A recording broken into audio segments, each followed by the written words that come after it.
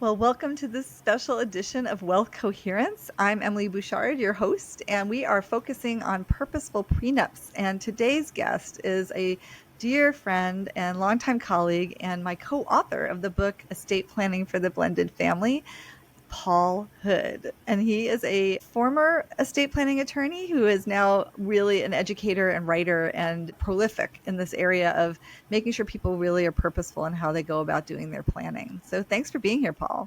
Yeah, I am a recovering tax lawyer, as I tell people. I stole that line from Jerry Levan, and when you hear it from John A., he stole it from Levan too. So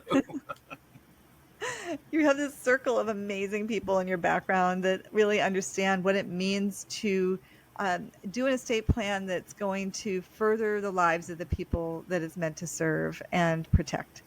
And with that in mind, I wanted to talk to you about your experience working with individuals that come from wealthy families where there is a either an imperative to have a prenup, or it's highly recommended, or they just know it's a good idea. And they are engaged to be married to somebody who is not coming from the same level of means. In this world, we call it unmoneyed. I don't particularly care for that phrase so much, but it's just something in terms of the jargon that we're in. But more when people are coming with different resources to the relationship, and there might be diversity in their financial lives. Let's put it that way. So yeah, would love to hear from you in terms of your experience and what you see really seems to matter when making a prenup be effective when you have that kind of disparity or diversity in your finances. well, obviously, having represented a lot of families of significant means, Mm-hmm. this is a very common conversation. And I'm going to pick on the guys because I'm a guy. But when I would meet with a guy who had been sort of told that to get family stock or have a voting interest or any number of games that families play with each other, he was going to have a prenup.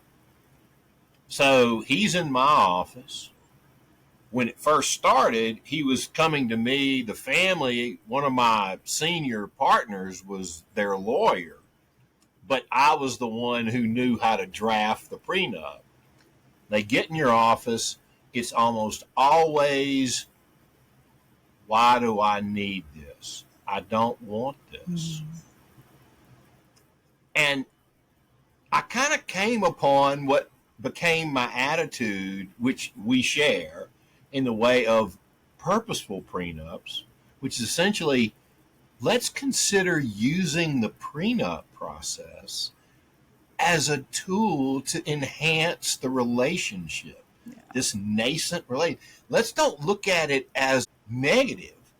Let's look at it as a positive. And that's essentially when I would, about the second or third one, I finally came up with, the first one was like, okay, here's what we got to do, just gave them what they needed.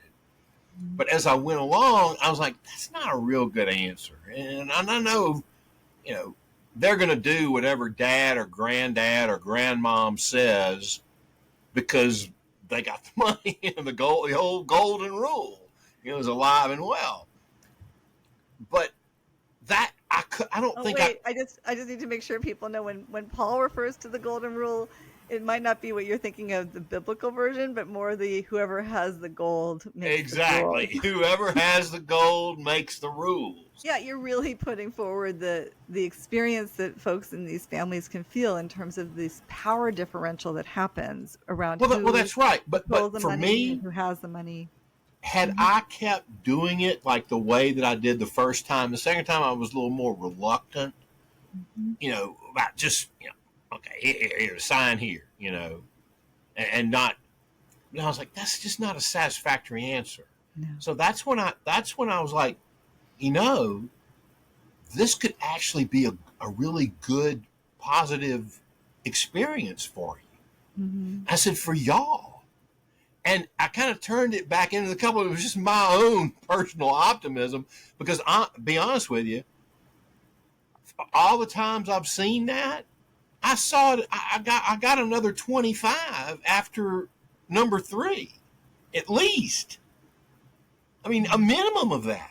So that would have been a very sad existence to Yeah. have to just go through the ropes, take them through the hoops, sign here, What 28 times when we had 28 chances to help a nascent relationship. Why can't we do that? Why shouldn't we always do that? and what are some of the hoops that you see are so essential for couples to be aware of when it comes to how they need to be thinking about and looking at their prenup from this particular vantage point? Well, it's funny. Obviously, these relationships are built on trust. And in the prenup world, trust means disclosure of all assets and liabilities. And let me tell you where they start getting, and to my client, that recalcitrant guy who's being forced to get this prenup. Mm-hmm. This is where trust goes back because they obviously probably have an interest in a family entity and they need some valuation information. And they have more trouble getting information out of their own families. The other spouse got nothing, so they can disclose everything to their heart's content.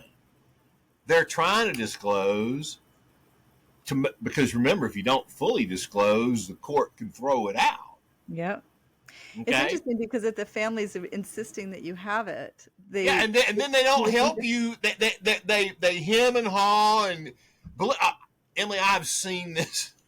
I mean, out of the 28 times, probably at least a third, we encountered valuation information So, issues. what that brings up is the importance of advocating for yourself within your family system and Yes. getting the process started sooner rather than later, because valuation can actually take quite a bit of time. And if you're the first one in your generation that's going forward with this prenup and it's something that the family wants you to do, or it's a good idea to do it, making sure that you pave the way for your siblings and your cousins as well, in terms of how do you go about valuing the business that you all are co-owners in, oftentimes not by your choice, but because of tax planning that's happened.